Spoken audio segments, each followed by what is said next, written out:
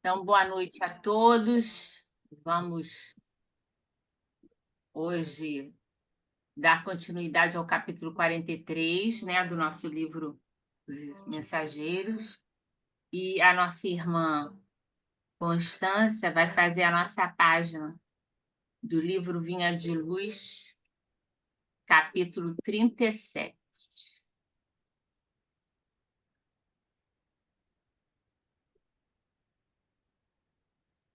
Deixa eu aumentar aqui.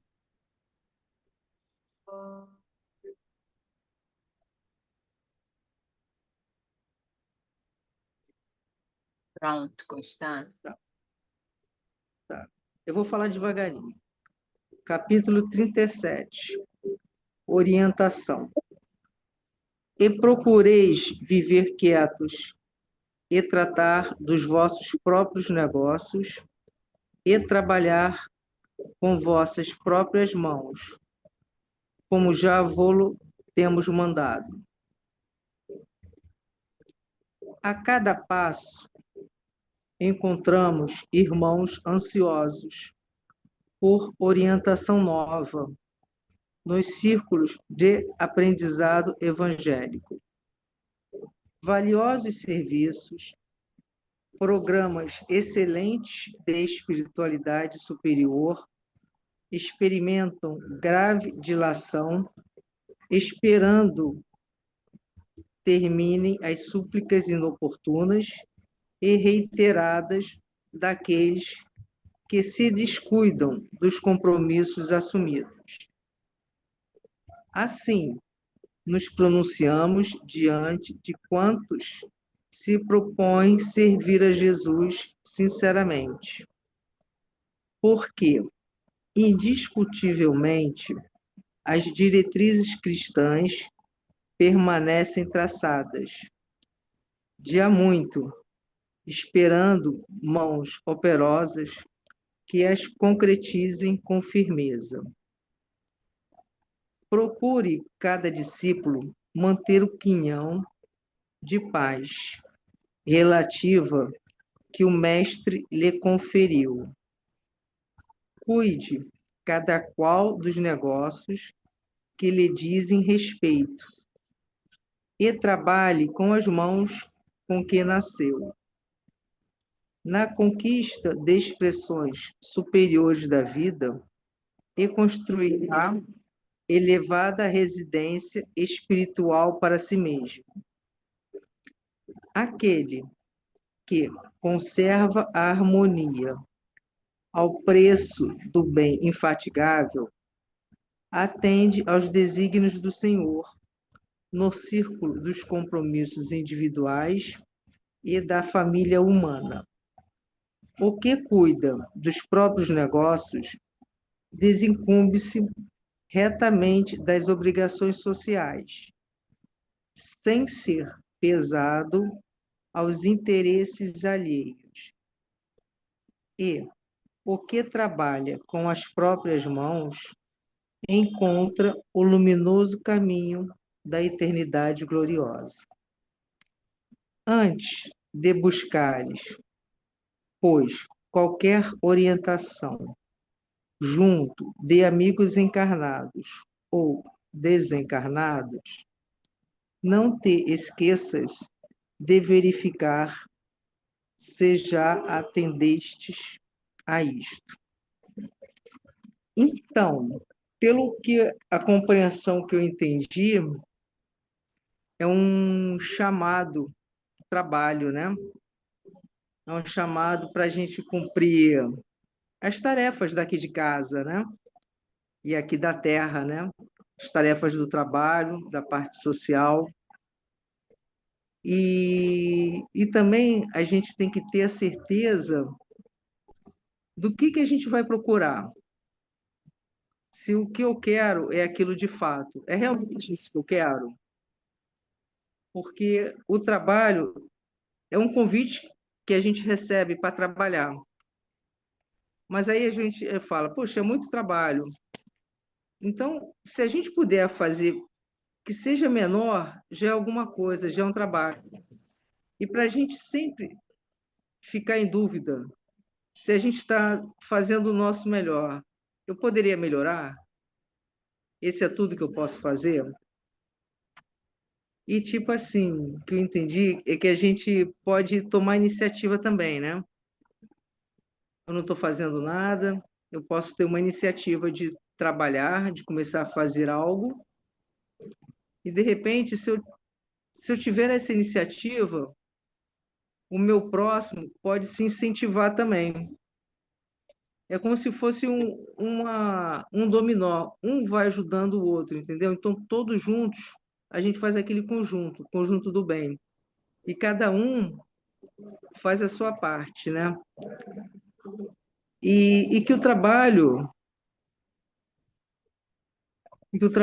seja assim, seja para o bem, seja de um caminho reto, que seja edificante, né? E também no trabalho a gente tem que tomar cuidado, tipo assim, com quem está ao nosso redor, né? Para a gente não interferir para o lado do mal, interferir para o lado do bem. Porque às vezes aquele trabalho pode ser a âncora de determinada pessoa. E a gente pode interferir para o lado ruim ou para o lado do bem. Que a gente interfira para o lado do bem, que a gente possa ajudar. E nessa passagem, né, aqui da Terra, a gente está aqui para aprender, né? Nós somos aprendizes, né? E que pedindo sempre auxílio, né? Dos espíritos, para que ele possa iluminar o nosso caminho, a nossa passagem, né? Para o caminho reto, né? Porque a gente ainda não atingiu a perfeição total, né? E nem a evolução total. O nosso líder, o nosso mestre é Jesus. É ele que a gente tem que seguir. Foi mais ou menos isso, Valéria, que deu para pegar dessa parte do estudo, Obrigada, foi ótimo. tá? Você quer fazer a nossa prece de abertura? Faço. Graças a Deus, graças a Jesus. Estamos aqui reunidos para mais um momento de estudo. Que esse estudo seja com a vossa orientação, meu Pai, e que possamos trabalhar, como diz a página de hoje, trabalhar para o bem, trabalhar para o amor, trabalhar para o perdão. Que os espíritos nos iluminem hoje e sempre, que tenhamos uma boa aula, um ótimo aprendizado, com a sua luz, com o seu amor. Graças a Deus. A Deus. Graças a Deus. Vamos lá. Deixa eu só diminuir uma coisa aqui.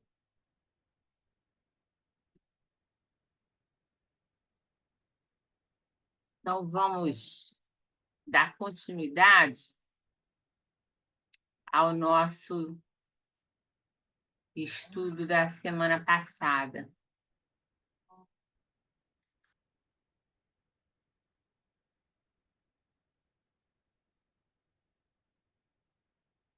Vocês estavam presentes? Deixa eu aumentar aqui. E nós paramos, foi aqui nessa página. A gente parou o capítulo antes da reunião, né? Capítulo 43, aqui nessa página, né? Em que o mentor fala, né, sobre aqueles que desencarnaram e não concordavam ainda com as realidades da morte corporal, né?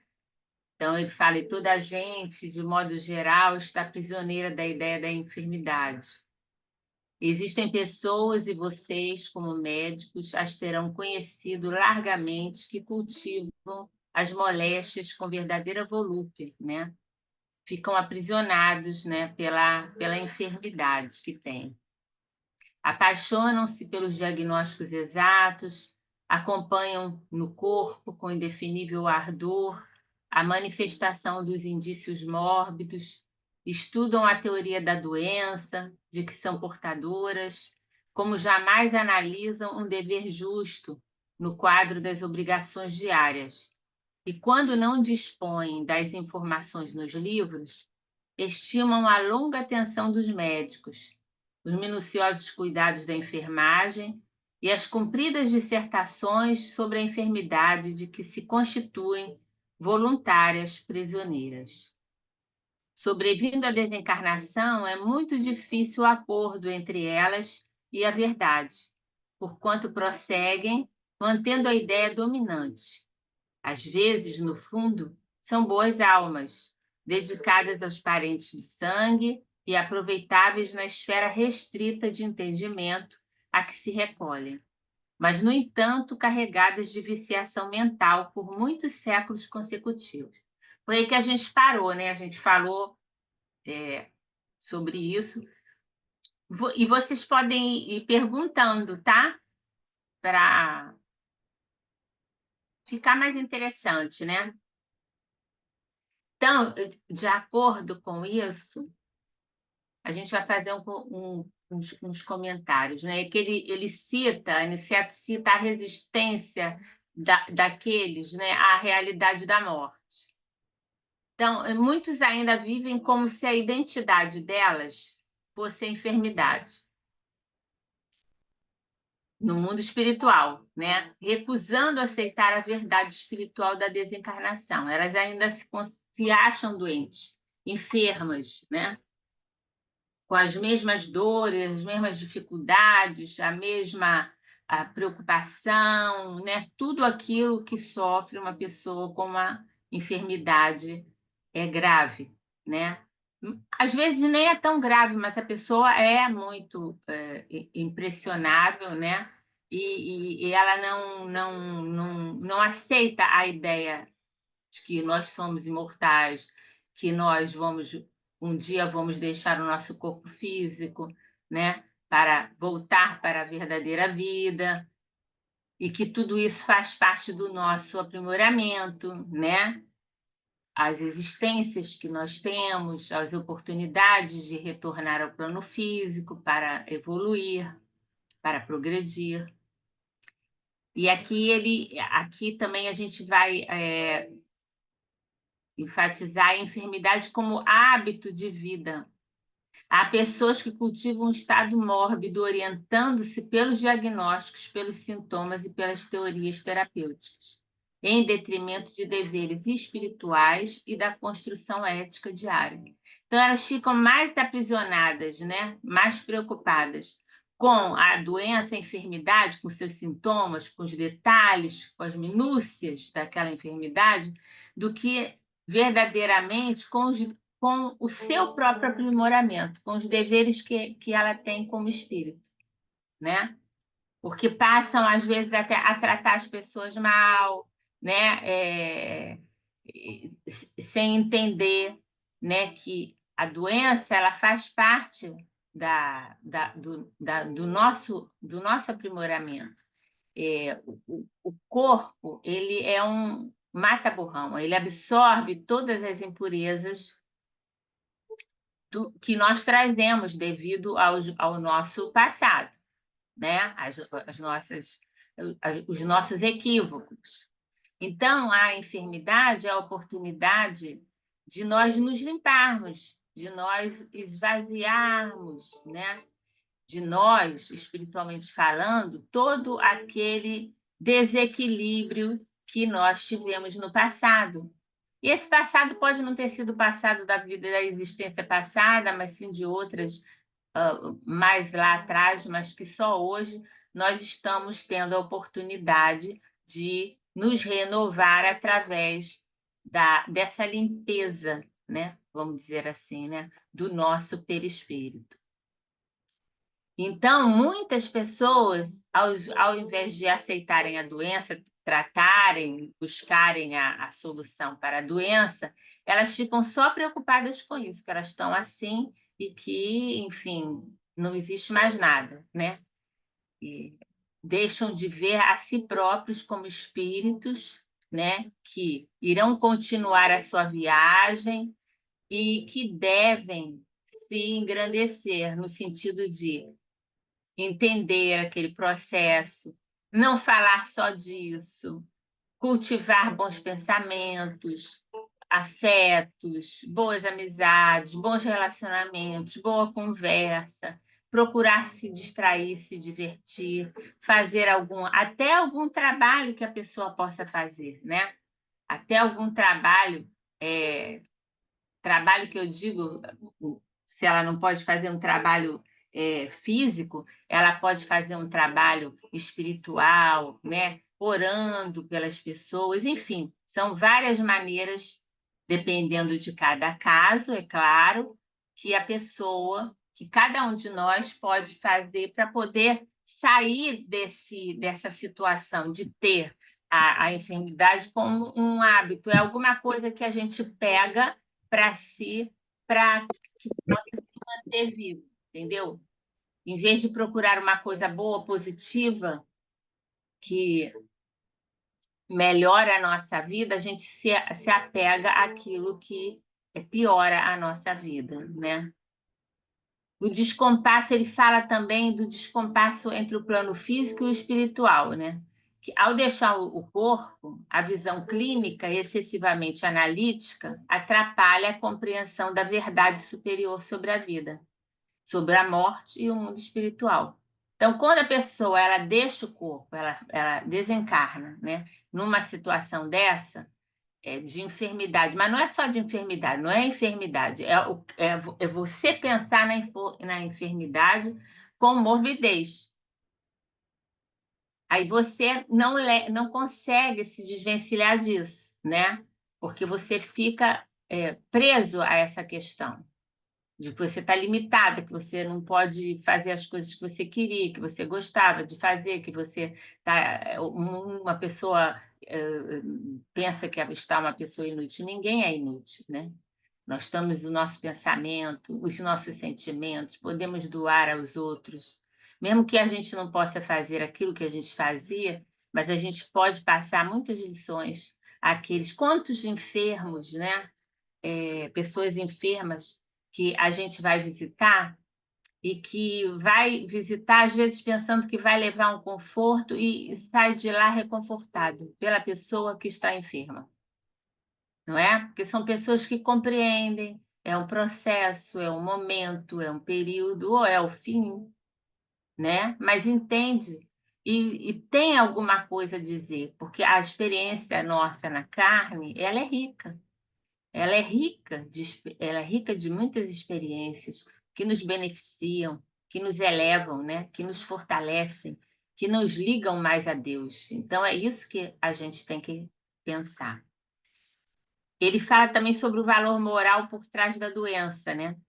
Mesmo quando são pessoas boas, há uma carga de vícios mentais herdados ao longo de séculos, né? Que mantém padrões psíquicos que precisam ser transmutados para acolher a verdade da desencarnação. Então, a da doença, ela traz um ensinamento. Ela revela para a pessoa que ela não é só aquele corpo de carne, ela é mais do que isso. Ela é um espírito imortal, ela é o espírito que dá vida a esse corpo. E quando esse corpo falece, né, perde a energia, perde as forças, esse espírito, que é ela, que é essa pessoa, ela continua. Então, a enfermidade, ela nos dá esse valor por trás, esse valor moral por trás da doença, né? A fim de que a gente entenda a finitude no plano físico, mas não vamos desaparecer, não vamos deixar de existir no plano espiritual. Estaremos sempre se assim o quisermos, como agentes do bem, da paz, da renovação, do acolhimento, de trazer boas mensagens, boas vibrações, né? Apoiando, amparando, inspirando, fortalecendo aqueles que nos são caros e até outros que nós não conhecíamos antes, mas através dos trabalhos na espiritualidade realizados, nós poderemos fazer parte, se assim o quisermos e fizermos, trabalharmos para isso, né? O convite à transformação, né? A enfermidade, ela é um convite à transformação interior. É necessário transcender a fixação da enfermidade para abrir espaço à compreensão da vida espiritual, as leis de causa e efeito e a verdadeira finalidade da reencarnação. Então, a enfermidade ela tem todos esses convites, né? O aprimoramento do valor moral, da ética, da descoberta da imortalidade, né? Que Deus não nos faria, não nos criaria para uma única existência. Numa única existência, nós não conseguiríamos entender o significado da vida. Então, é preciso muitas existências para que a gente entenda o porquê da vida, o propósito da vida, né? E a enfermidade, ela produz uma transformação. Primeiro tem uma dor, é impactante, nós não queremos ver, mas depois, se formos resignados, se aceitarmos a vontade de Deus, que na verdade nada mais é do que consequência daquilo que nós realizamos na nossa jornada e que hoje temos que recompensar, reajustar, né, através da enfermidade, para que isso tenha um sentido positivo para a nossa vida, para a nossa caminhada de evolução. Se vocês quiserem falar alguma coisa, tá?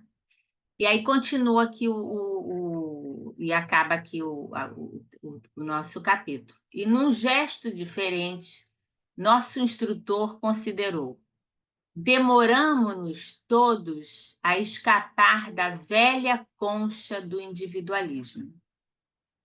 A visão da universalidade custa preço alto e nem sempre estamos dispostos a pagá-lo.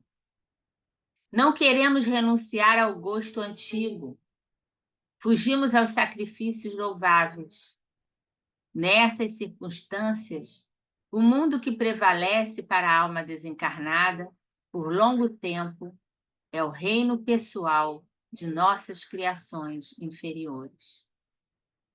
Ora, desse modo, quem cultivou a enfermidade com adoração submeteu-se-lhe ao império. É lógico que devemos, quando encarnados, prestar toda a assistência ao corpo físico, que funciona para nós como vaso sagrado.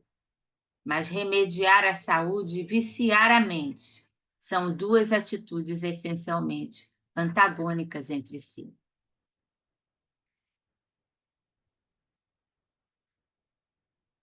A palestra era magnificamente educativa. Entretanto, número crescente de entidades necessitadas chamava-nos à cooperação. Muitos choravam baixinho, outras gemiam em voz mais alta. Aqui é o início da reunião, né? Isso aí é a preparação para uma reunião mediúnica na casa de Dona Isabel. Então, depois de longa pausa, a Aniceto advertiu: vamos ao serviço. Para nós, cooperadores espirituais, os trabalhos já começaram. A prece e o esforço dos companheiros encarnados representarão o termo desta reunião de assistência e iluminação em Jesus Cristo. Então, ele fala aqui, ó, vamos ao serviço. Para nós, cooperadores espirituais, o trabalho já começou. A prece e o esforço dos companheiros encarnados representarão o termo desta reunião de assistência e iluminação em Jesus Cristo. Então, vejam como, numa assembleia, o trabalho dos encarnados é importante, mantendo aquela vibração positiva, harmoniosa, elevada, para que a reunião aconteça da forma esperada, né? Que ela tenha êxito, de acordo com o programa do alto, né? Então, a gente vai comentar esse trecho também. Quando ele fala demoramos-nos todos a escapar da velha concha do individualismo, e fala sobre a visão da universalidade custa preço alto e nem sempre estamos dispostos a pagá-lo, esse trecho fala sobre a gente abandonar esse eu estreito, esse eu egoísta, né? Esse eu individualista que existe em nós. Em termos espirituais, significa abandonar a visão centrada em si mesmo, para abrir espaço à ideia de humanidade unificada, que é a universalidade, né? Onde todos estão unos, estão juntos, sintonizados na mesma coisa, em prol da mesma coisa.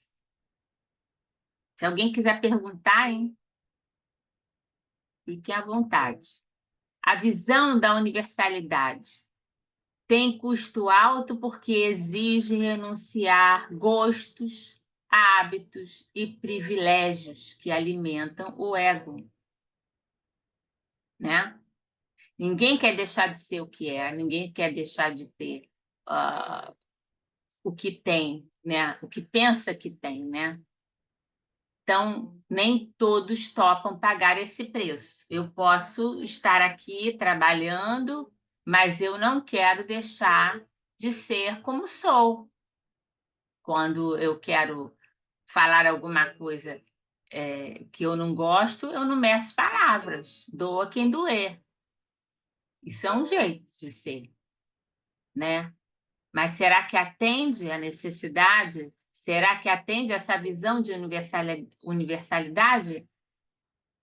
Nós temos que ter empatia, nos colocar no lugar do outro, né? Nem mesmo a verdade deve ser dita de uma forma brutal a alguém, porque é preferível não dizer nada. Se você não vai ser coerente com o que você abraçou. Dentro de um trabalho espiritual, você tem que ter paciência, tolerância, compreensão, se colocar no lugar do outro, não é? Então, tem que trabalhar intimamente, tem que trabalhar, renunciar a gostos, né, a hábitos, a privilégios, que só alimentam esse egocentrismo que existe em nós. Quando não aceitamos essa renúncia, a alma desencarnada permanece por muito tempo no reino pessoal das próprias criações inferiores. Ou seja, fica presa às ilusões, aos impulsos, aos apegos que cultivou em vida. Então, se apegou a quê? Nesse caso, à doença. Então, ela passa para o mundo espiritual ainda com a doença. E demora, às vezes, muito tempo doente, sem estar doente, mas doente. O que está doente, então? A mente. É o espírito que está doente, né? Que a gente deve cuidar do corpo, mas deve cuidar da alma, porque a doença, a enfermidade é produto da alma. Então, a cura está na alma, não está no corpo. Jesus curou. Mas será que todos aqueles a quem ele curou ficaram curados para o resto da vida? Não. A doença voltou. Por quê? Porque eles não vigiaram, porque eles não mudaram seu comportamento, não mudaram de atitude, não deixaram de ser egoístas. Então, foi uma cura transitória, porque dentro, na intimidade desses, não havia consonância com as leis de Deus, com a renúncia de si mesmo, para poder se abrir para essa proposta nova, reveladora, né, do Cristo.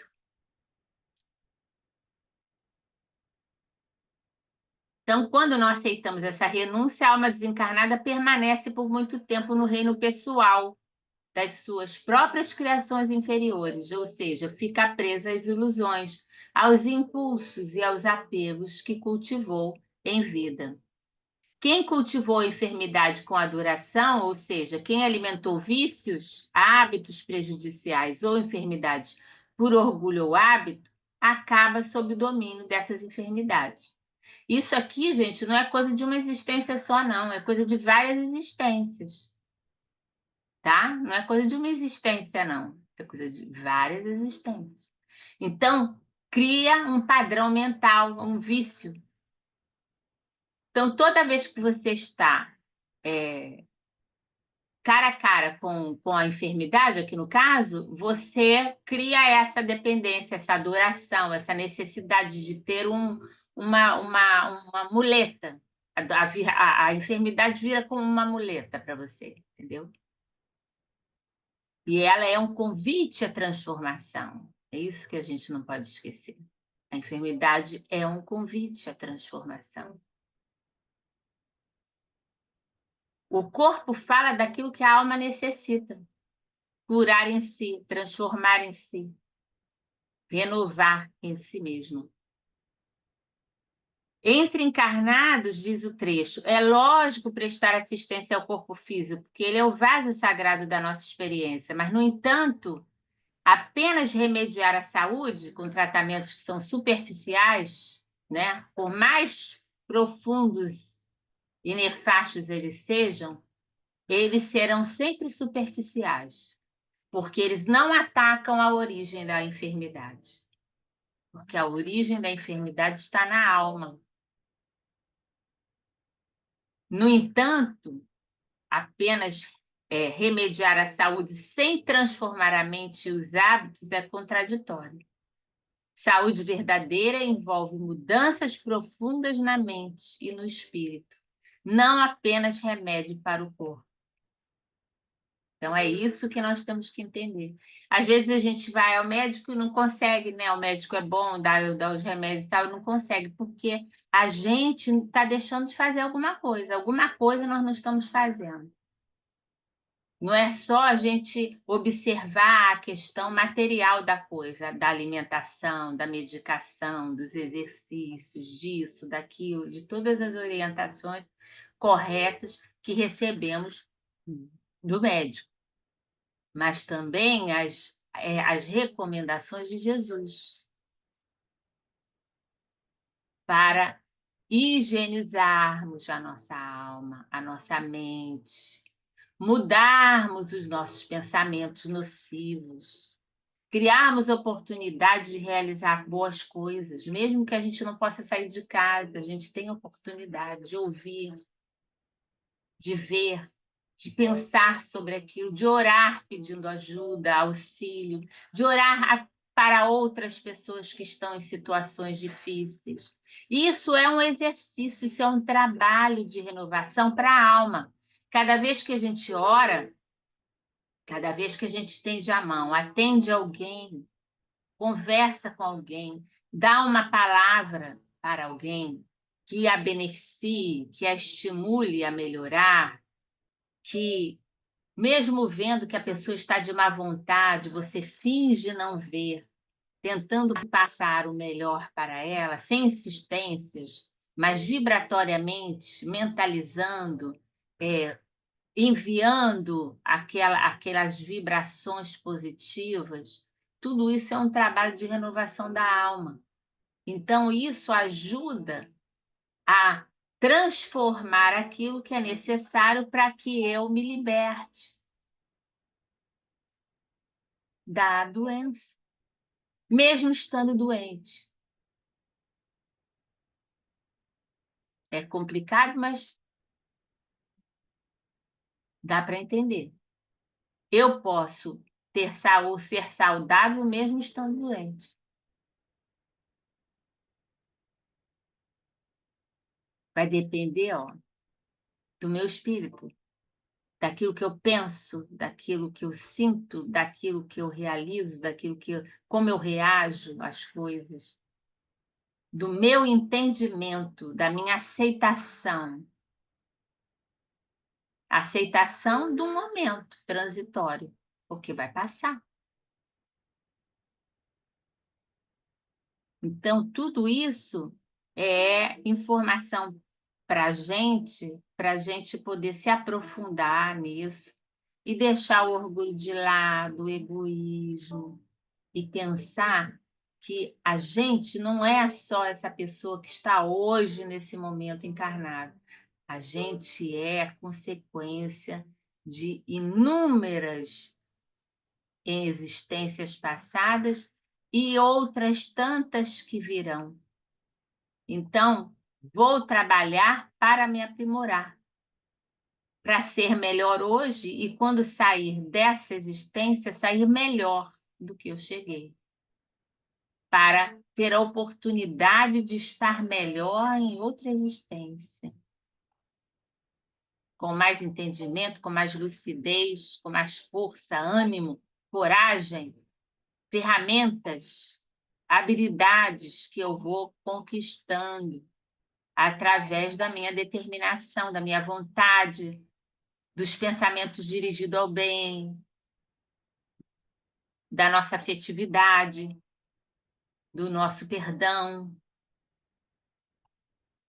Em resumo, a passagem enfatiza a necessidade de abandonar o egocentrismo para conquistar uma visão mais ampla de humanidade, reconhecendo que isso implica sacrifícios e mudanças profundas na mente e nos hábitos, especialmente para não permitir que as enfermidades ou ilusões dominem a nossa mente. Porque quanto mais viciada é a nossa mente, padronizada com coisas ruins, negativas, que nos aprisionam, mais difícil é nós sairmos da enfermidade. Então, quando nós aceitamos aquele momento difícil como algo bom que chega para nós, que vai nos revelar um caminho novo, nós nos desarmamos, né? E começamos a ver as coisas e o mundo de forma diferente. Tudo se modifica para nós, mas é claro que isso não é um trabalho de um dia para o outro, é um trabalho diuturno.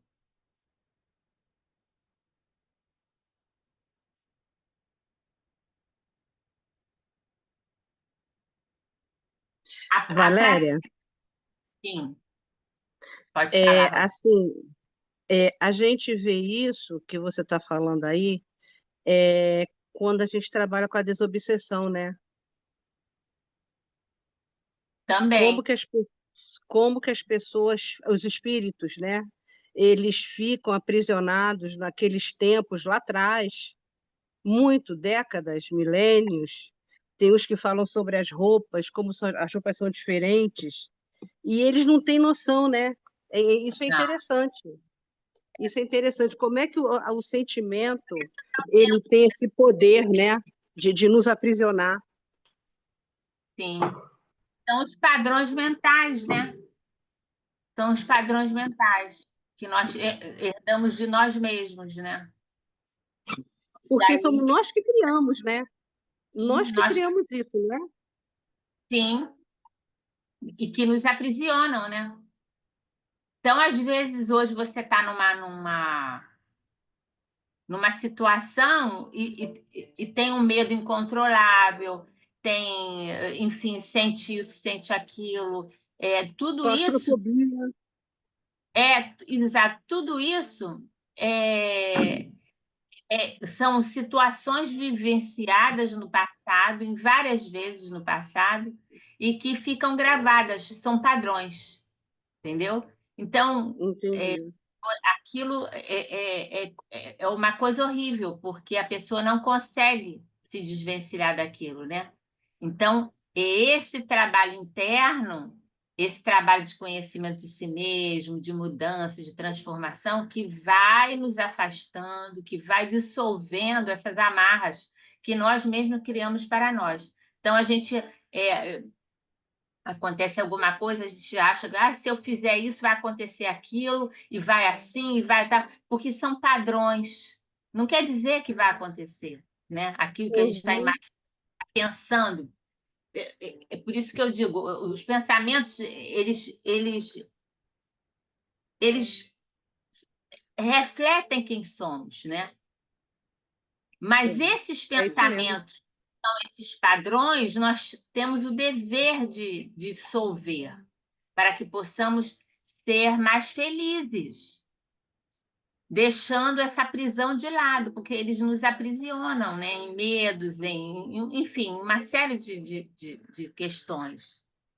E não são coisas que vão acontecer hoje, são coisas que já aconteceram conosco, mas que nós nos apegamos tanto a isso que aquilo ficou gravado. Não foi uma vez, não foi duas, não foi três, foram centenas de vezes. Então, criou-se um padrão. E esse padrão estabelece, muitas vezes, as atitudes e os comportamentos que nós temos. Não estou Quer te dizer, vendo, Rosana. nós criamos e recriamos, né? É porque eu estou dentro da garagem, eu estou andando, por isso que eu tirei a É, imagem. Assim, nós criamos e recriamos, né? exato. E quando você reencarna com esses padrões, porque os padrões estão no espírito. Então, por isso que tudo provém do espírito, né? O desequilíbrio é do espírito. Então, ele, depois de um certo tempo, ele começa a aparecer no corpo, como enfermidade mental ou física. Uhum. Para quê? Para que aquilo escoe, para que a gente possa se libertar daquilo. Mas a depender da nossa condição, do nosso entendimento, se nós nos revoltarmos com a enfermidade, pior para nós, porque podemos até partir desse mundo, ir para a espiritualidade, para a erraticidade. Numa próxima existência, nós vamos voltar com os mesmos problemas acentuados. Porque aquela enfermidade ela não serviu para eu entender, ela serviu para que eu pudesse me rebelar. Então, eu não entendi, eu não abri a porta do meu coração para esse entendimento, para eu fazer a transformação, para eu fazer a minha mudança. Entendeu? Entendi, entendi. Então, aquilo vem em forma de enfermidade, enfermidade psicológica, enfermidade física, entendeu? Enfermidade mental. Então, esse capítulo, vocês podem perguntar, tá? Ele não é apenas uma narrativa, ele é uma lição prática, né? Sobre as leis espirituais, É. porque a gente está falando de leis espirituais que a gente infringe. Ele nos mostra que o trabalho do bem é metódico e que a espiritualidade não é um mundo de fantasia, mas de leis e energias e de disciplina, né? Porque existe muita disciplina no trabalho da espiritualidade. Isso aí ele está dizendo, está falando das coisas, dando a conhecer a Vicente e André Luiz a questão daqueles que seriam atendidos, os sofredores que seriam atendidos nessa reunião. Aqui eu trouxe para a gente pensar, né? Porque fala do magnetismo, né? Fala das enfermidades, fala do magnetismo primeiro. Então, nosso papel como manipuladores de fluido, porque nós somos manipuladores de fluidos, né? Quando estamos pensando, nós estamos estamos jorrando os fluidos, né, ao entorno de nós, né? E muitas vezes também manipulamos esses fluidos, né? Manipulamos esses fluidos na hora de fluidificar uma água, na hora de dar um passe, na hora de fazer uma oração, na hora de emitir vibrações para alguém, né? Então, se os fluidos são tão maleáveis e influenciados pela vontade, isso nos convida a uma profunda reflexão sobre nossos próprios pensamentos e sentimentos. O que estamos magnetizando em nosso lar, em nosso trabalho, em nossas relações, né? Isso é uma questão para a gente pensar, que a gente às vezes fica pensando só que é a pessoa que está trabalhando na casa espírita, né? Enfim, mas somos todos nós, né? Estamos contribuindo para um ambiente de luz ou um ambiente de perturbação? Então, nós temos que pensar nisso também. Não só na casa espírita, mas no nosso lar, no nosso trabalho, na nossa convivência com todas aquelas criaturas que Deus colocou no nosso caminho.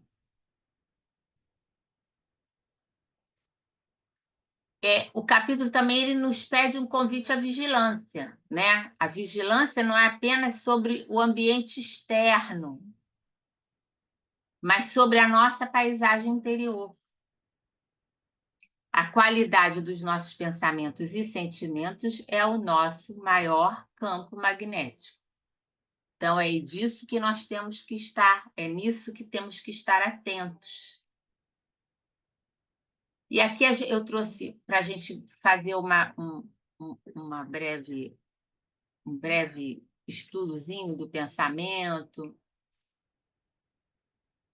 em que diz assim: pensamentos são ondas mentais. Todos pensamos, né? Vale ressaltar que quem pensa é a alma, o espírito, e não o cérebro físico, né? Porque há muitos pensam que é o cérebro, né? Pensar é criar. Sempre que eu penso, eu estou criando algo, mesmo que eu não veja, e não vamos ver, né? Muitas vezes nós vamos ver quando acontece uma coisa boa ou quando acontece uma coisa ruim, negativa, e que nós estamos ligados, senão nós não vemos. O pensamento é força criativa a exteriorizar-se da criatura que o gera, né? Quem está pensando está exteriorizando isto, essa vibração, essa energia, né? Por meio de ondas sutis, em circuitos de ação e reação no tempo, sendo tão mensurável como o fóton que percorre o espaço. Está no livro Pensamento e Vida. A gente até fez o estudo desse livro lá, há algum tempo. O pensamento é gerador dos infracorpúsculos ou das linhas de força do mundo subatômico, criador de correntes do bem ou do mal, da grandeza ou da decadência, da vida ou da morte, segundo a vontade que o exterioriza e dirige, não é? Se eu desejo fazer o bem a alguém, eu mentalizo aquela pessoa e emito para ela a geração, né, de ondas benéficas que a envolvam, que a fortaleçam, que a amparem, que a iluminem, que a orientem. Isso é criado através do fluido cósmico universal. Se eu tenho pensamento, gero pensamentos maus para alguém, da mesma forma isso ocorre. Só que os pensamentos maus que eu gero para o outro, estou gerando para mim.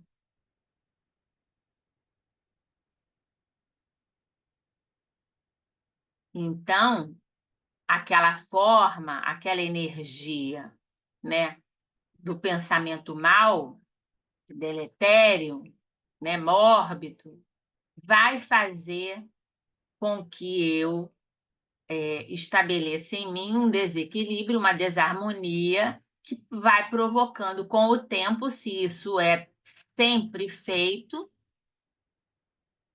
uma enfermidade, que pode começar até com uma obsessão.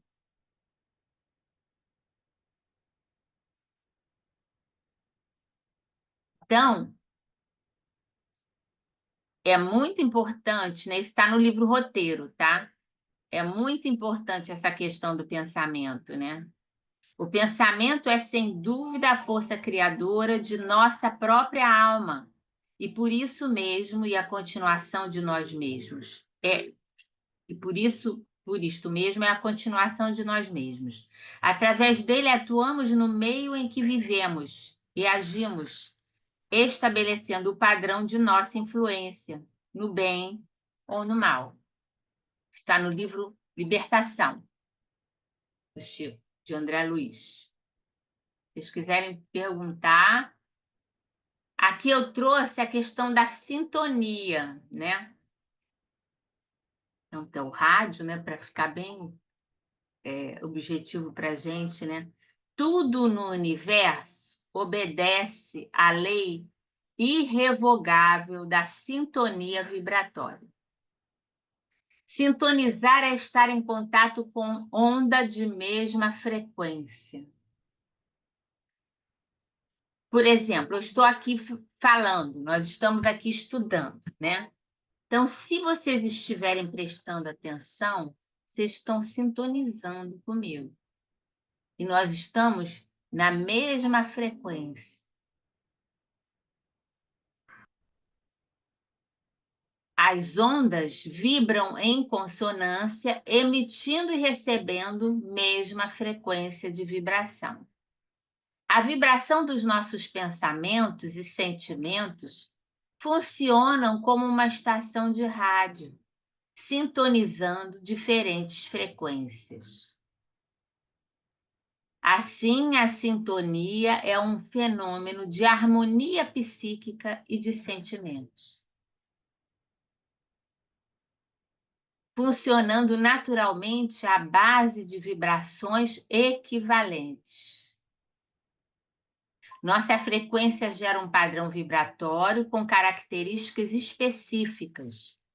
Havendo afinidades com este padrão, determina com quem teremos sintonia. Se estabelece em virtude da atração e da simpatia, que passa a vigorar entre as pessoas que mantêm afinidade. Então, sempre com as pessoas com quem a gente tem afinidade, a gente gosta de estar. A gente gosta de ficar, de conversar, de sair, de rir, né? De contar certas coisas que a gente precisa, às vezes, para desabafar. Com pessoas que a gente não tem afinidade, a gente não faz isso.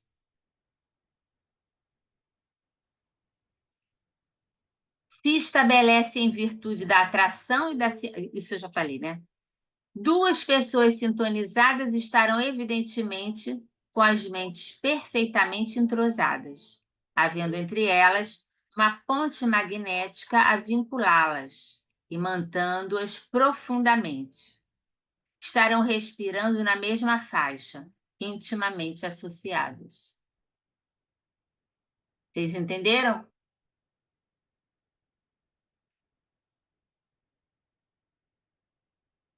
Tá bem claro, né? Jesus é a sintonia, né? Algumas falas de Jesus nos remetem a sintonias, né? A sintonia. Quando ele fala, né? Onde está o teu tesouro, aí está teu coração. Os nossos tesouros são nossos pensamentos, são aquilo que mais desejamos e, consequentemente, determinará nossa sintonia, né?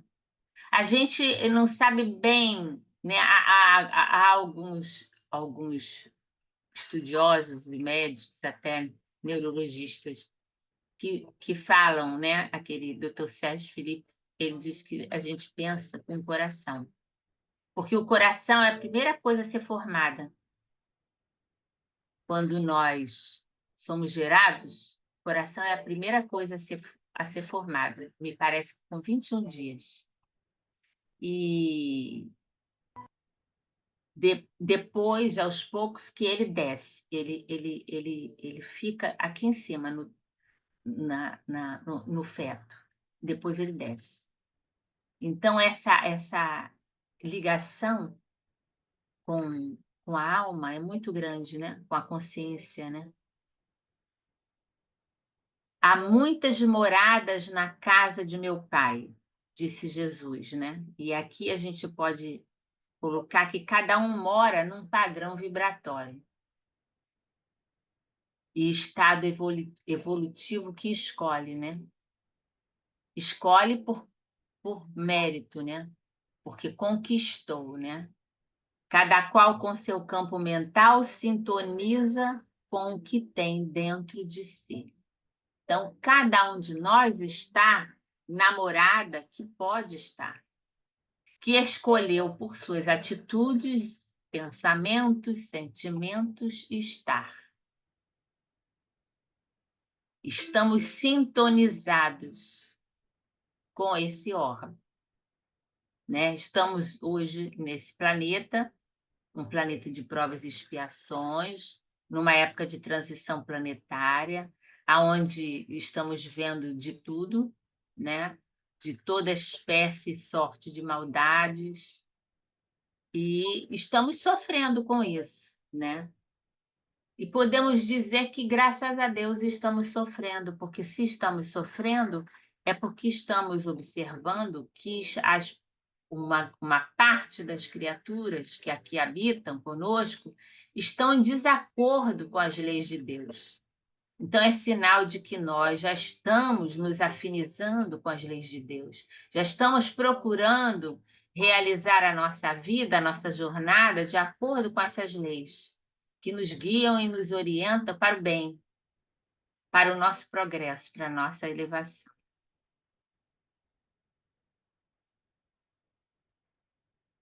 A gente trouxe aqui a vontade, né? Benfeitor espiritual, Emmanuel compara a nossa mente a um grande escritório, isso também está no livro Pensamento e Vida, com diversos setores com suas funções específicas.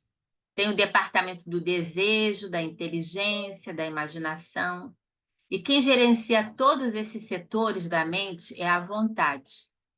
Ela é quem decide o movimento ou a inércia, né? Se ficamos parados ou se agimos.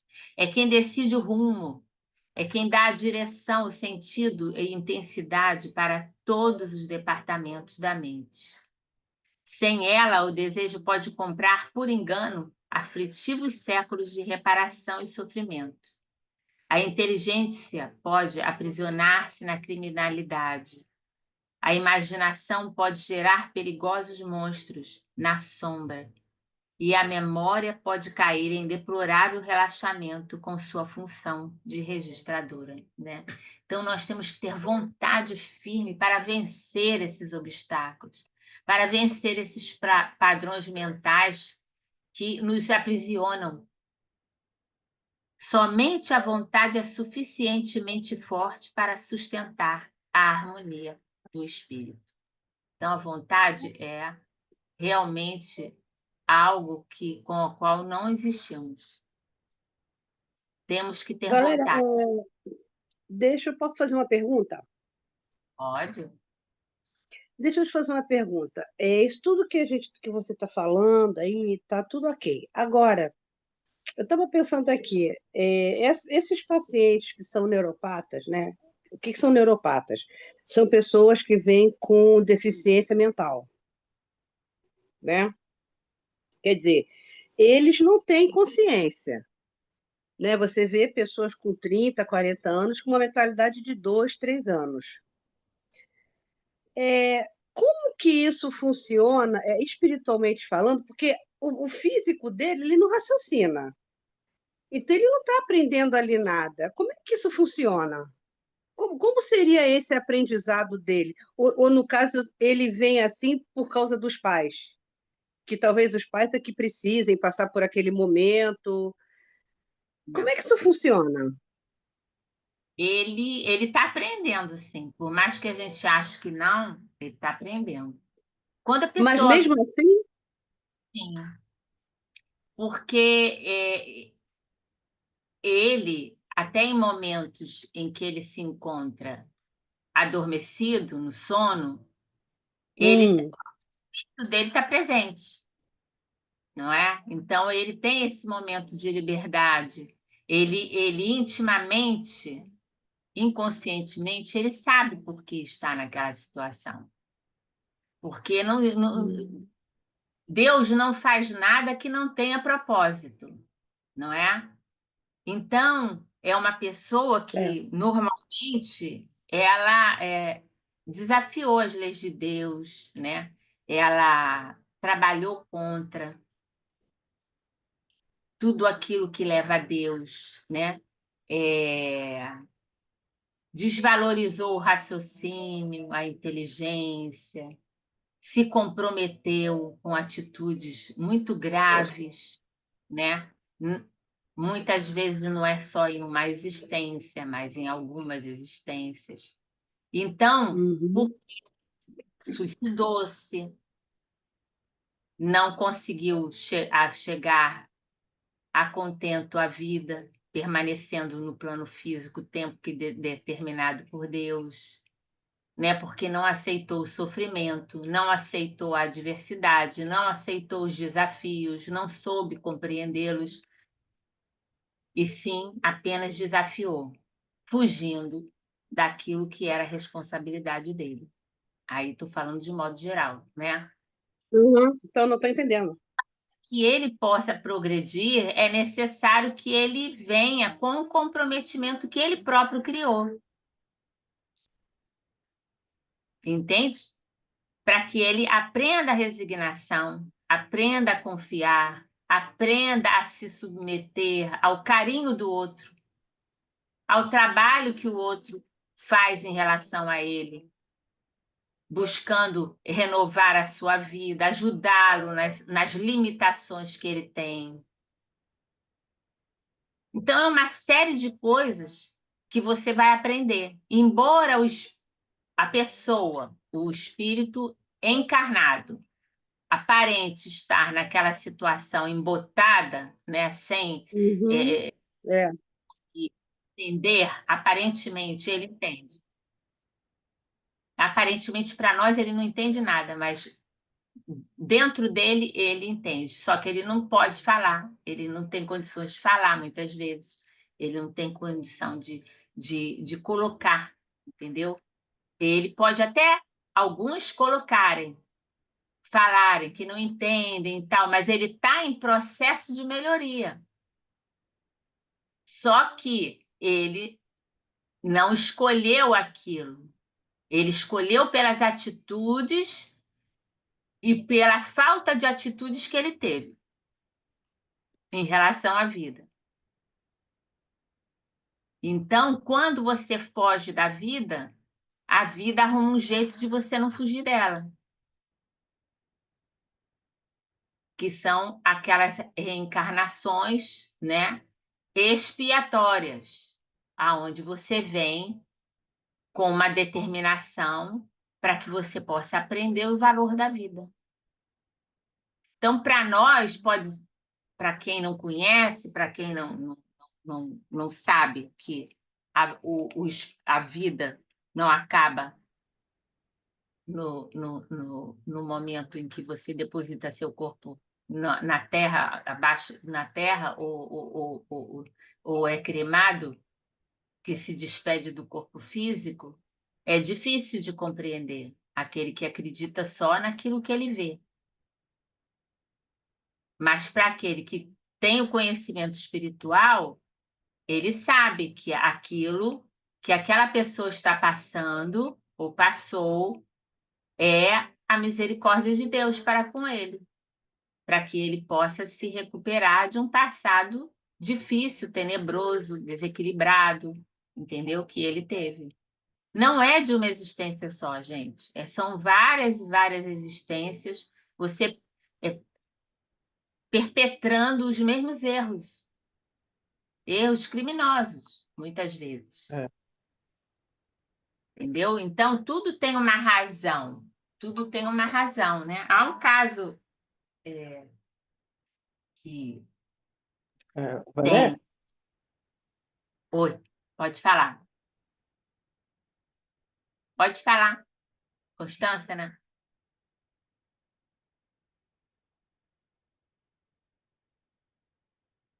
Pode é, falar, Constância. porque tinha travado aqui. Eu fiquei com uma dúvida. Tá Hum, escutando? Eu fiquei com uma tô. dúvida, porque esses casos que a gente está citando, né, que a Rosane falou também agora, é tipo assim, são casos individuais. Tipo assim, quando é no dia a dia, né? A gente vê televisão, vê o que está acontecendo lá em Israel, aquela faixa de Gaza, aquelas pessoas todas, né? Querendo comida, passando fome. Ali seria uma coisa, para mim, um coletivo. A reparação do individual para o coletivo tem Todas alguma as, diferença? todas as pessoas que têm a mesma condição e necessidade, elas são reunidas, entendeu? Por exemplo, um acidente de avião. Então, todos nós compramos a passagem. Mas em cima da hora, uma ou outra não consegue chegar, ou tem um problema, resolve ir no outro voo, enfim.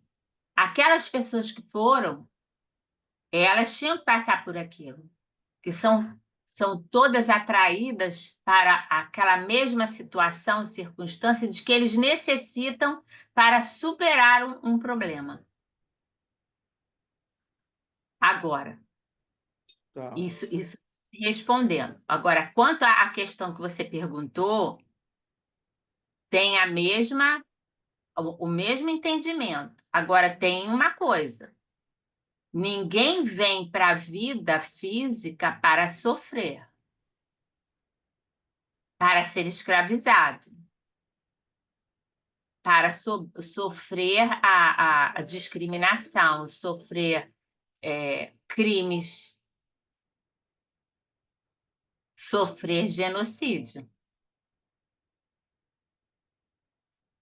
Então, aquele que está usando, ou aqueles que estão usando de poder para exercer o mal para outros, são e serão responsáveis e responsabilizados.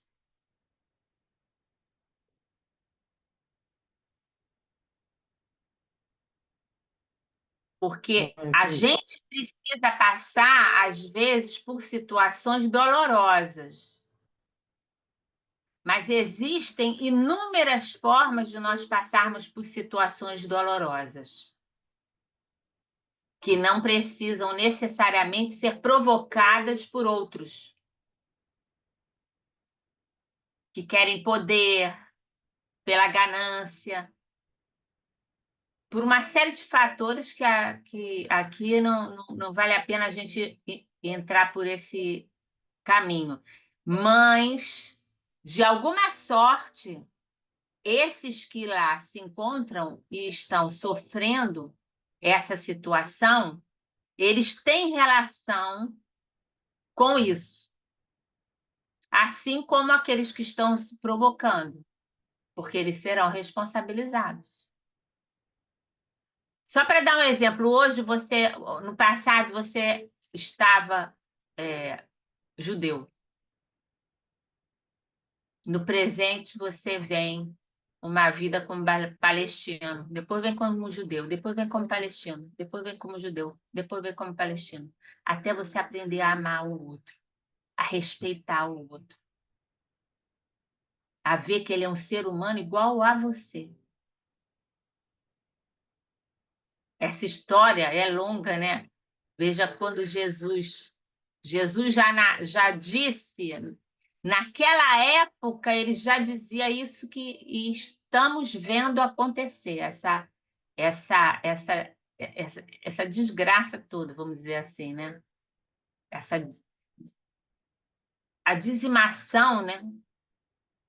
de um povo, porque eles não desejam que eles tenham um Estado. Existem erros e equívocos dos dois lados, não estamos aqui falando, mas é a situação. Então, sempre que você está numa situação, você tem que pensar muito, sempre se colocar no lugar do outro, porque você imagina, as pessoas que passaram esse problema lá na guerra, na Segunda Guerra, hoje estarem sendo comandantes do mesmo crime, né?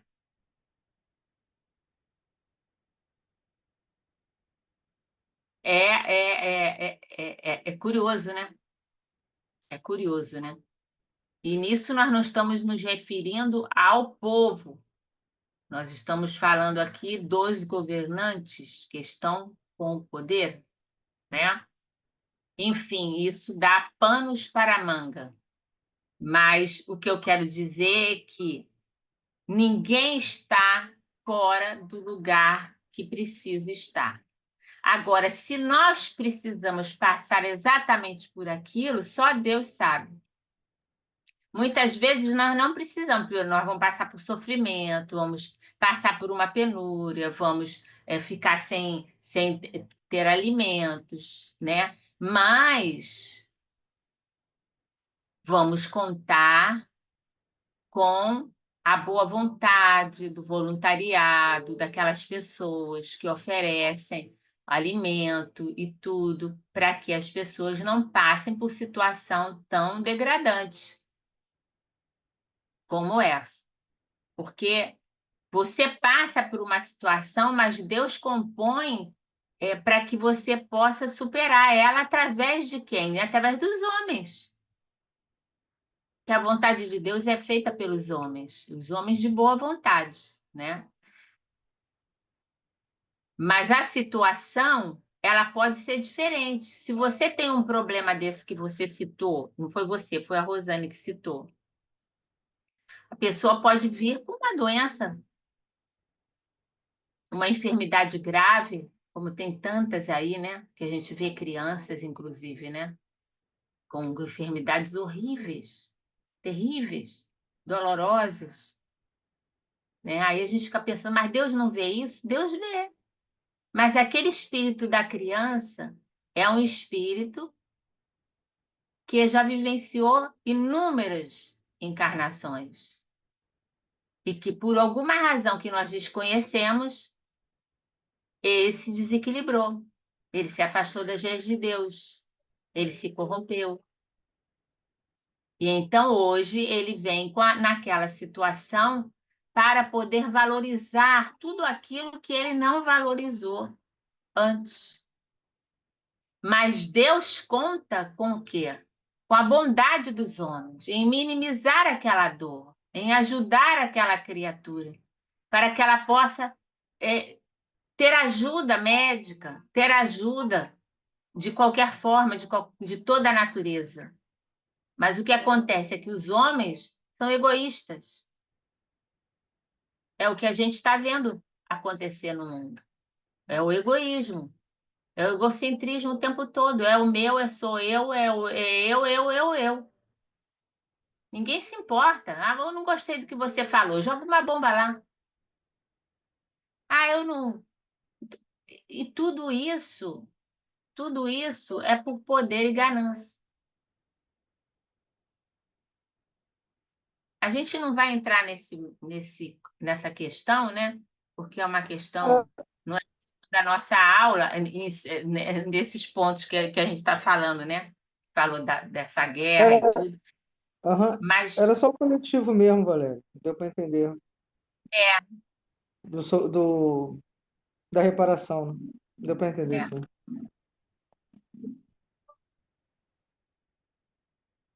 Mas Obrigado. todos têm capacidade de superar, né? E entender, né? Porque Deus não deixa ninguém desamparado, mas também ninguém nasce para fazer o mal. Todo o mal que existe na terra é produto do homem, que está distante de Deus, porque nós não precisamos reparar os nossos equívocos do passado com a dor sendo cometida por outro homem como nós. Deus tem condições de nos fazer reparar sem que haja interferência negativa de outro irmão. Isso acontece porque o homem é muito egoísta. Ele não pensa em Deus, eles se acham deuses, né? Então é por isso que ocorre, entendeu? As guerras, as maldades, os crimes, tudo isso, né? A gente está vendo aí no mundo inteiro e no nosso país também acontecer barbaridades que a gente nunca imaginou que fosse ocorrer. Ver, né? Todo dia na televisão.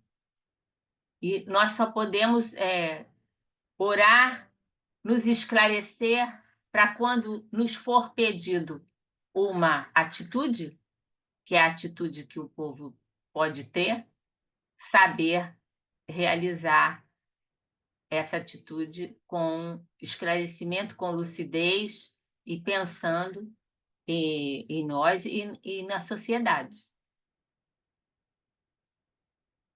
Então, vamos lá. Agora, aqui, o campo mental, né? São todas coisas que esse capítulo fala, né? Aí eu trouxe para a gente dar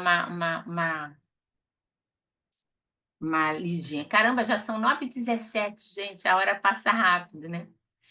Então, a alma, né, a psique ou a mente, é quem tem vontade. Não é o corpo que tem vontade, não é o cérebro que tem vontade, é a alma, é nossa alma, é o nosso espírito, né? Emmanuel nos diz que a mente é o reflexo da vida.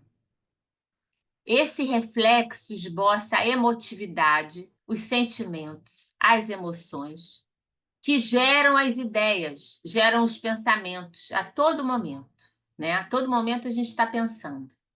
Os pensamentos revestidos dos sentimentos geram um campo mental que atua no perispírito, modificando-lhe as propriedades, revelando-lhe o estágio evolutivo. Projetamos constantemente vibração nas partículas que compõem o perispírito. Então, aquilo que eu penso, né, ilumina o meu perispírito ou desestrutura ele. É aí que começam as enfermidades. O desequilíbrio do nosso corpo, com o dano que vamos realizando ao nosso perispírito, ao nosso corpo espiritual. Porque o corpo físico, ele é uma cópia do nosso perispírito. Mas os deslizes, os desequilíbrios que nós provocamos em nós e no próximo são marcados nesse perispírito. E até chegar um momento em que ele se exaure, ele fica tão repleto, tão cheio, né? Que ele tem que começar a escoar aquilo, porque senão não consegue. Então, aí se escoa através das enfermidades.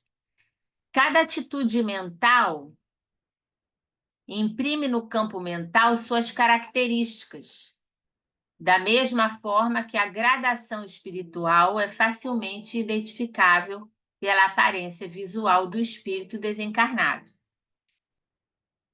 Então, cada atitude imprime no campo mental, no nosso campo mental, as suas características, né? As características daquilo que eu penso, daquilo que eu sinto. Se eu penso bem, se eu penso no amor, em facultar coisas boas para os outros, em ajudar, em ser solidário, enfim, em fazer coisas positivas, eu estou criando um campo positivo, belo, harmonioso.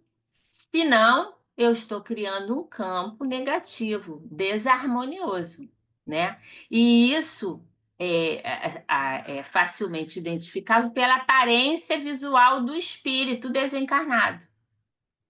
Então, quando a gente vê aqueles que têm a possibilidade, a condição de ver um espírito desencarnado, você vai saber, pela aparência que ele tem, se ele é um bom espírito ou se não. Porque o perispírito fica impregnado desses pensamentos e desses sentimentos. Se é um criminoso, nós vamos ver uma figura horrenda. Se é uma pessoa que está buscando o bem, mesmo que ele não seja perfeito, porque nenhum de nós ainda o é, ele terá uma aparência boa.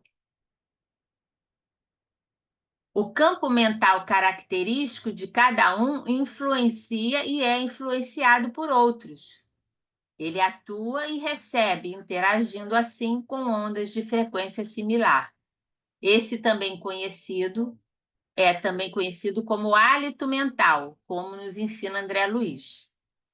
O homem permanece envolto em largo oceano de pensamentos, nutrindo-se de substância mental em grande proporção.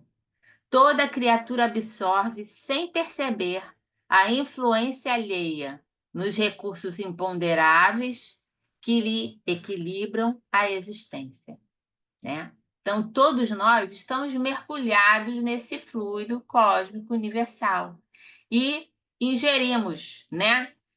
Nós nos nutrimos desses pensamentos que estão aí. Nós vamos atrair aqueles com os quais sintonizamos. Por isso, a importância de nós nos conhecermos para nutrirmos bons pensamentos, que vão nos facultar saúde, equilíbrio, bem-estar, coisas boas. Isso está no livro Roteiro. De modo imperceptível, ingerimos pensamentos a cada instante, projetando em torno de nossa individualidade as forças que acalentamos em nós mesmos. Então, aqui tem um quadro, né, que é a vontade, que é a alma, que tem a vontade, que é igual aos sentimentos e emoções, que geram o nosso pensamento, tá? A nossa ação e a reação que temos. Isso forma o nosso campo mental.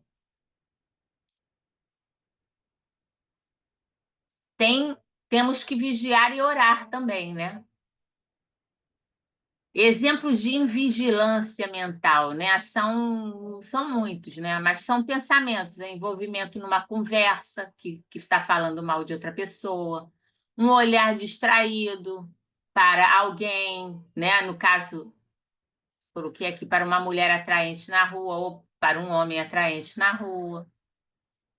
Uma piada grosseira, pesada, um pensamento de rancor, de revolta em relação a um chefe, a um companheiro, a um amigo, a um parente, né? Ou com inveja, com relação a alguém que se destacou por qualquer motivo e nós ainda não, entendeu? Tudo isso é em vigilância. Então, há milhões de motivos diante de nós a cada momento, pois vivemos num mundo transviado. É aquele mundo que a gente estava falando aqui, de provas e expiações. Um mundo que está em transição, né?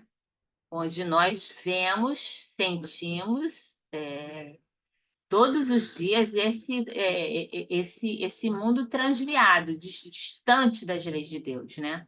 Exatamente porque reflete o transviamento da massa de seres desajustados que vivem na sua psicosfera, quer dizer, na sua própria psicosfera. São os fanáticos, os desequilibrados, né? Eles não ouvem ninguém. Você pode falar, vai entrar por aqui, sai por aqui, ele não está nem prestando atenção. Você fala, não faça isso, aí vai fazer mal a você, não sei o que, tal, né? Não adianta nada, porque ele vive naquela psicosfera, né? Isso está no livro Diálogo com as Sombras, do Hermínio Miranda. Então, vigiar e orar é uma coisa que a gente não pode deixar de fazer, assim como Jesus nos ensinou, né? A vigilância, ela dispara o sinal de alarme. A prece, a defesa e a correção. É preciso desenvolver um mecanismo automático interior, que acenda uma luzinha vermelha, qualquer fuga ou distração maior. não quer isso dizer que temos de nos transformar em santos da noite para o dia, mas significa que devemos policiar-nos constantemente. Não vamos deixar de ter nossas falhas, mas estaremos prontos para reajustar a nossa mente. Se observarmos essa luzinha acesa, nos alertar. Ao fazer uma investigação constante de nós mesmos, examinar o caminho que estamos seguindo, consigo, aos poucos, tomar o controle, né? Se a gente investiga constantemente a nós mesmos, examina o caminho que a gente está seguindo, a gente consegue tomar o controle, educando os desejos com a nossa vontade. E transformar essas energias que podem nos conectar com as trevas em ferramentas de sintonia com o Pai Celestial. Aí está a prece. Nós buscarmos aquietar um pouco o coração, os momentos a sós com Deus para sintonizar com as vibrações superiores do amor universal. É a oração que nos dá o suporte e as forças para atingir esse equilíbrio. Então, por isso que a oração é tão importante, de tanta importância, né? Para nos iluminar, para nos fortalecer, para nos colocar no bom caminho, para nos afastar do mal, para nos dissociarmos de todas essas vibrações nefastas que estão pesando sobre todos nós, né? A gente muitas vezes acorda já desanimado, tem que orar, pedir a Deus, aos bons espíritos, a Jesus, né? Que nos iluminem, nos deem controle da nossa vida para que a gente possa passar, né, por essas vibrações tão pesadas e nefastas, furando esse cerco, né, nos afastando disso. E a prece é a nossa grande arma para nos afastar de tudo isso e aumentar a nossa frequência vibratória, né? Nos tirando dessa sintonia com o mais baixo, né? Que esse estudo, né, que a gente fez, né, que ele possa nos inspirar a viver com um maior propósito, né, a cuidar da nossa saúde integral, né, que é a saúde do espírito, para termos saúde no corpo, né? A saúde física, mental, espiritual, e a nos dedicar ao serviço do bem, cientes de que cada pensamento, palavra e ação ressoa e define o nosso caminho no infinito da existência. Que a luz do Cristo, né, que inspira todo esse trabalho de existência, continue a iluminar os nossos corações, né, nos dando força para que possamos vencer a nós mesmos, né? Buscando a nossa renovação com todas as armas do bem que tivermos, né? Porque para alcançar o bem, para fazer a paz, não podemos usar as forças do mal, de jeito algum, né? Então, a gente não pode se dissociar disso nunca. Mas é isso. Conseguimos terminar.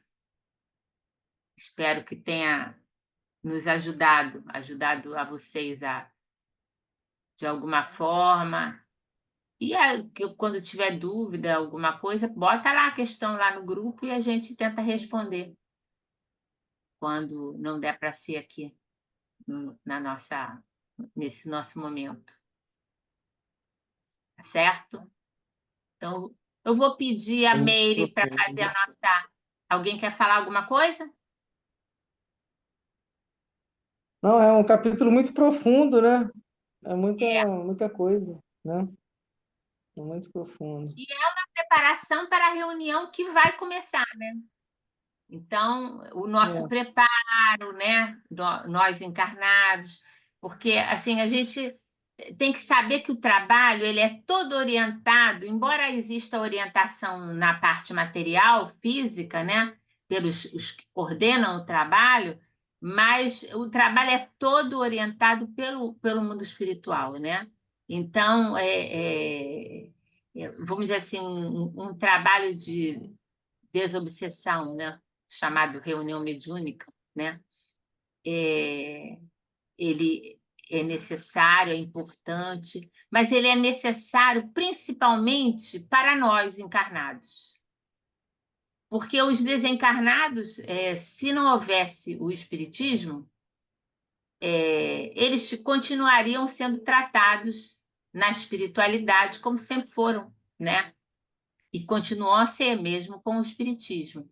Mas o espiritismo veio e, através desse trabalho, ele nos deu a oportunidade de conhecer esse outro lado, nos ver naqueles que vêm, né, ao trabalho, naqueles espíritos necessitados, com as mesmas dores, muitas vezes, com as mesmas dificuldades, e através daquele momento, daquela reunião, nós temos esse contato mais íntimo com nós, conosco, né, com as nossas próprias infelicidades e necessidades. Sendo caridosos com eles, aprendemos a ser também conosco e também com aqueles que estão a caminho nesse aprimoramento, nessa oportunidade reencarnatória. Então, é de muita importância a gente conhecer isso tudo, porque nos serve muito, né, para a nossa vida. Mas é isso. Eu agradeço a vocês que vieram. E vou pedir a Meire para fazer a nossa prece final.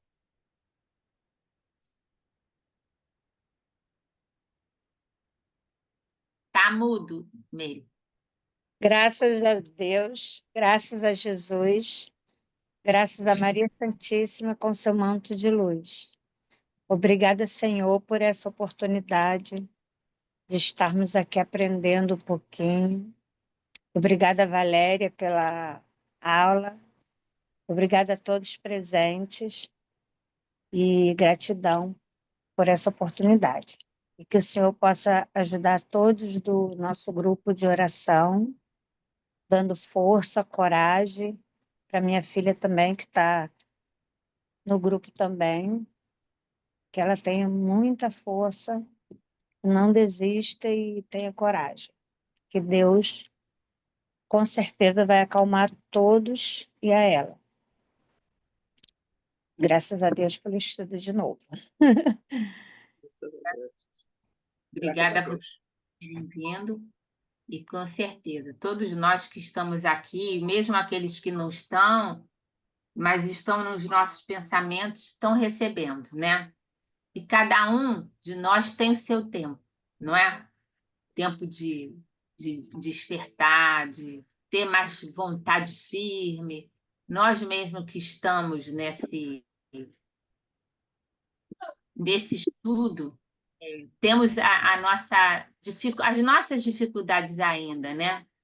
Então, temos que ter paciência com aqueles que ainda não conseguem. Aí eu estou falando de geral, de todo mundo, né?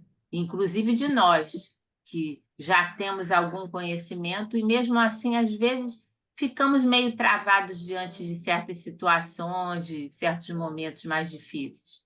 Mas contamos sempre com a ajuda dos guias, né? De Jesus e dos amigos, dos irmãos de caminhada, né? Para nos ajudar. Então, vamos ser pacientes, mas vamos orar por todos e por nós mesmos, para que a gente não perca essa vontade firme, esse ânimo firme para vencer a nós mesmos. E aí venceremos todas as questões, né? Que Deus nos mostre, né? Obrigada, gente. Muito obrigada, tá? Obrigada a você. Obrigada a você. Beijo. Boa noite. Gente, uma boa noite para Noite a todos. Beijo todos. Solange, Meire, Rosane, Lélia, um Galerinha, beijo. galerinha, Oi, um beijo no coração. o seu também, meu amor. Fica com Deus. Um beijo. Você Obrigada. também, dá um beijo em todos aí. Beijo nos netos. Beijo, uma boa noite. Tchau, boa noite. Boa semana para todos. Boa semana para vocês. Fiquem com Deus. Obrigada, vocês também.